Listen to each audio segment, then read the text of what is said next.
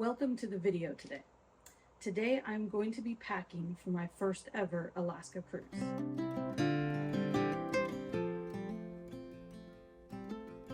One of the first things that starts getting asked when somebody's planning a trip to Alaska is, what do you wear? How do you dress? What's the weather going to be like? I wish I could give you a really concrete answer, but there really is no concrete answer to that question. I happen to have the benefit of having lived in Alaska in the past, so I have a little bit of an idea of kind of where to start, some things to do, things to wear, how to dress. But because I've lived there before, I know that there really is no concrete answer. That's because, in my opinion, there's a lot of variables that can really make that a question that is hard to answer. One of those type variables might be, are you typically cold all the time? Or are you typically hot all the time? Do you like being cold? Do you like being warm? Other variables would be the time of year you're going. When you go in May, it might be a little different than you're going in August. Also, a variable would be, where are you going in Alaska? The weather in Southeast Alaska is different than, say, the northern part of Alaska. All of these things make it kind of hard to answer that question, but I will try to share with you a little bit of insight that I know, as well as I'm going to tell you specifically what I'm going to be taking on my trip, so you have a bit of an idea. So to start off with, I'm going in August. Now for me, we're going on a cruise. The cruise starts in Vancouver. So we're actually starting in Canada, and we're doing a land and sea portion. So we're doing 7 days of a cruise and then 3 days of land. And that land part is going to be in Denali National Park. So the temperatures in Denali are going to be cold. The temperatures in Vancouver are going to be hot. So I'm going to have to pack for all seasons, basically.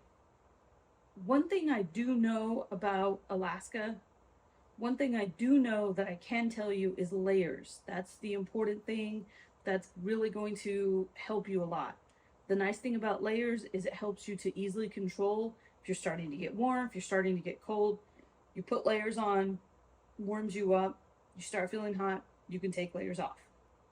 Also for us, we will probably be utilizing the washing machine on the cruise ship.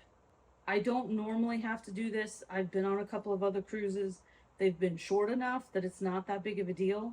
But because we're flying to Vancouver 2 days before our cruise starts, and then we're doing 7 days of a cruise, and then 3 days on land, we're going to have all of that time where we need to not be washing clothes is not really going to work out. So we're going to have to wash our clothes at least once, unless you want to take 2 suitcases in order to have enough clothes. In cruise ship cabins, they're not very big, and depending on how many people you have in your cabin, my cabin is going to have 3 people, so that's going to be a little bit of a factor to kind of keep in mind. You don't want to have so much stuff that you're falling all over each other, but you also need enough stuff to make it so you don't have to wash your clothes every other day. So that being said, what am I taking? I have my suitcase here, so I'm just going to kind of show you as I put stuff in, kind of what I'm taking. I'm hoping to only have to use this one suitcase. We'll see. Generally, to start off with, you're going to have the outfit that you travel in. So I already have a sweatshirt, a t-shirt, a skirt that I have over there that I'm going to be wearing on the plane. So that is an outfit that's going on the trip, but that does not have to go in the suitcase. The shoes that I got are water repellent, so that when we're in certain ports that get a lot of rain, which Alaska does get a lot of rain in certain parts. Southeast Alaska gets a lot of rains. That's where some of our ports are going to be. What I've done to kind of save and conserve space is I've stuffed all my socks inside of my tennis shoes, so that will help. Something you also want to take with you when you go to Alaska is a hat and gloves. This is because those are things that can be easily added or easily taken off to help with temperature regulation. Even though we're going to Alaska, I am going to be taking my swimsuit because you never know. One thing I'm taking is this skirt happens to be lined with fleece, and that is going to add some warmth that will be almost like wearing two layers, but not really. And then I'm bringing just two other skirts. I'm bringing one that's an athletic skirt, it's a little bit shorter for warmer days, and just a long denim skirt. I'm bringing just two regular t-shirts. I'm also taking a crew neck sweatshirt that can be worn more casually, and I'm taking a warmer long sleeve shirt that is just a little bit nicer looking, so it can be a little bit nicer if I need nicer versus casual, but it can also be worn casually too. On the cruise ship, there's usually one night, sometimes two, depending on how long your cruise is, that they call gala nights. Sometimes they have different names, but basically it's the night that everybody gets really dressed up and it's really fancy. So always pack one really kind of nicer outfit. So I have a pair of shoes that are just lightweight sandals, so they don't weigh very much, but they're flip flop style, so they're very small. They don't take up a lot of space. Also, to go with that night, I'm going to be taking a dress.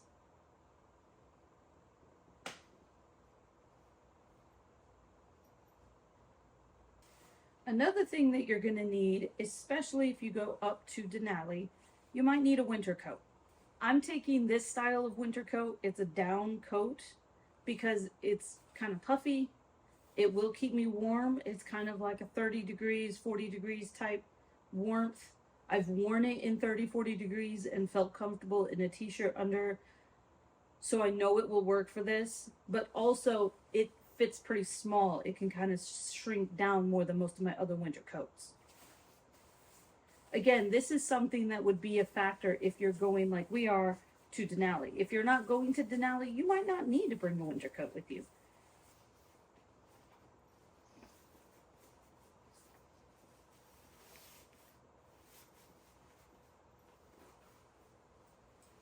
Another thing you want to take with you is a raincoat because Southeast Alaska gets a lot of rain.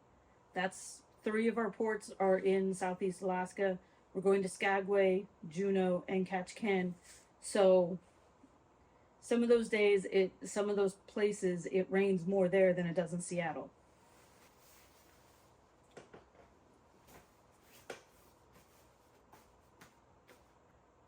So that's the main part of my suitcase. I'm taking some other things, and I'm going to show you some of the other things I'm taking. They're kind of just extra things to kind of think about for trips and cruises just in general. A water bottle. It's good to have a water bottle with you when you're on a cruise because then you can fill this up when you're leaving the ship to be in port all day, and you can always stop places, get some water, fill your bottle up. This is lightweight, so it's good for traveling. I can also take it on the airplane. I have these things that will actually be for my luggage tags, and it'll just kind of like my luggage tag can go inside, and then this attaches it to the handle of my suitcase. That way, nothing gets lost, everything does what it's supposed to do, so it just protects it though from getting damaged. Taking an eye mask for the plane, very important. Our flight leaves at 3 o'clock in the morning, so an eye mask for the plane will help me fall asleep. I'm taking my action camera in case I need it for anything because I'm planning on filming, so stay tuned for Alaska vlogs. With that, I'm going to have my extra batteries for that camera. Another thing I'm bringing with me is a power bank. That is because, first of all, you're going to be taking pictures and videos and stuff, so your phone is going to get run down very easily, even if it normally doesn't. Even on a cruise ship where you're not scrolling through Facebook and stuff, you're still using it to take pictures. So you're really going to be having a low battery. So having one of these keeps you going. Also, the cabins don't tend to have very many plugs. So you're really going to be struggling for everybody to have a place and a plug to plug the phone in and get the phone fully charged every day. This would be helpful because then you can charge during the day if need be. This is also going to help keep my phone and my iPad going on the airplane. Speaking of the airplane, I am taking regular headphones with me because regular headphones are going to be good If you have, you know, an airplane that has the screen and you can watch movies or do things like that, you can have these headphones to plug into the thing. I do think they give you headphones, but I don't think they're very good. So you might want to think about bringing some. The cruise ship that we are cruising on is the Grand Princess. So, Princess cruise ships are what they call medallion class. That means that you receive a medallion. Now, I happen to have mine inside of a little band that I can wear on my wrist. You will receive a lanyard, but I purchased this separately on Amazon that I can just put on my wrist, and then when I'm going in and out off the ship, I can just have it here. And but the medallion gives you all kinds of access on the ship to do things. I will show you kind of about that on the ship itself, but you can use it to kind of keep track of your companions, your friends, people you're traveling with. You can use it to locate each other. The medallion app, you can communicate with each other, text each other. You can order food through the medallion, and they use it to locate you and bring your food directly to you. So there's all kinds of fun things. It's how you get in and out of your room. It's kind of basically your room key. You pay for stuff with it. So you have to have your medallion with you. So obviously I'm taking this, but like I said, it comes with this lanyard. It's a really nice lanyard, but I bought this for $5. I have to adjust the size. I haven't really done that, but so I find it to be really nice and very comfortable. So something else you're going to want to take, especially on Alaska cruise, but maybe other cruises too, is a pair of binoculars. Now, I'm going to let you know how these binoculars work because I've not done a lot with them, but I did get these for $10 at Walmart. So I'm really curious because I kind of have used them and they seem like they will do pretty good for the cost. You want a pair that is going to help you see things, but you can't spin an arm and a leg. You might be able to spin an arm and a leg. I couldn't. But also you really want them to be small and lightweight. And a lot of the really expensive, high-powered ones are kind of heavy. So it's kind of, but I'll let you know how these go. So, but make sure you bring some kind of binoculars with you.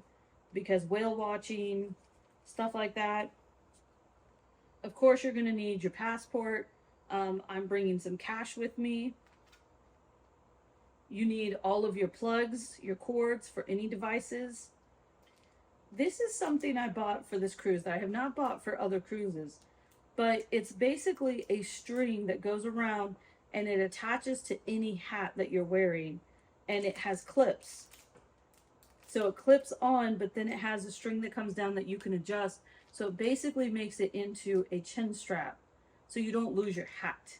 Because if you're just in port and the ship's not moving, it's fine. You can walk around. You can walk around and you're fine.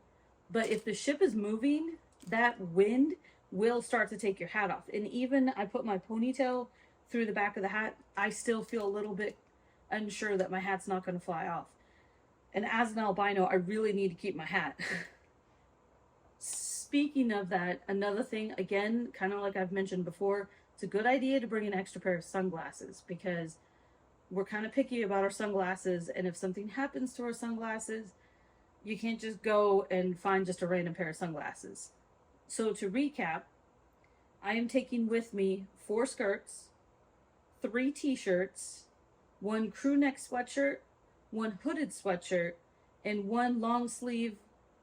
Could be a little bit nicer, could be a little bit more casual, but warm long sleeve, and a dress, and swimsuit, a winter coat, a rain jacket, hat and gloves, plenty of socks, 3 pairs of shoes, and it's all fitting in 1 suitcase. So I think I'm pretty much ready to go. I do have to get last minute things. I need to get my charging cables. I need to pack up my iPad and, you know, some things like that. Get some things downloaded on my iPad to watch while on the plane. Now, I'm also going to be very honest with you. I am really planning on buying some souvenir stuff. So I already know I'm going to be buying a t-shirt and a sweatshirt. So that kind of factors in. So You know, I maybe would have packed one more t-shirt if I hadn't been planning on doing that. Also, we're planning on doing laundry, so I don't need quite as many pieces of clothing because we're going to be able to wash things. I know it costs a little bit, but sometimes it's worth it.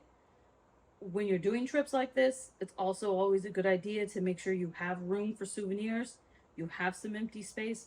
Right now, there's nothing in my backpack.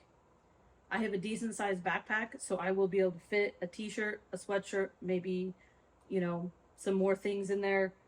That should easily fit in there.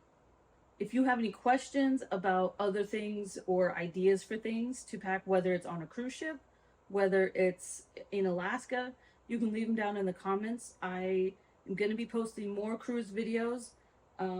This is the first one, so I will take you along with me as we hit each port, and I will show you some things going on in each of those ports, and I'll show you the cruise ship, what it's like to be on a cruise ship, just all kinds of exciting things that are coming. So if you have not already liked and subscribed, go ahead and do that. Turn on notifications so you can catch the videos as they come out from the cruise. It's going to be really fun, and I look forward to seeing you there.